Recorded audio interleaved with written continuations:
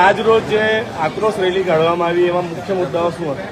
આદિવાસી જન આક્રોશ રેલી કાઢવામાં આવી એનો મુખ્ય મુદ્દો હતો કે સોનગઢમાં ગઈ 19 તારીખે પોલીસ તંત્ર દ્વારા જે માપણી કરવાવાળા, સર્વે કરવાવાળા, સંપાદન કરવાવાળા આવ્યા હતા એમની સાથે ગામ લોકોનું ઘર્ષણ અને પોલીસ તંત્ર દ્વારા દમનગીરીનું વલણ અપનાવતા ટીયર ગેસ એમણે 19 જેટલા છોડ્યા હતા એક્સપાયરી ડેટવાળા. અને થોડા સમય પહેલા કુકરમુંડામાં પણ એક આદિવાસી યુવકને નિર્વસ્ત્ર કરીને મારવામાં આવ્યો હતો. માંડવી ખાતે પણ જંગલ ખાતાના કર્મચારી દ્વારા આદિવાસી ખેડૂતો પર અત્યાચાર કરવામાં આવ્યો હતો.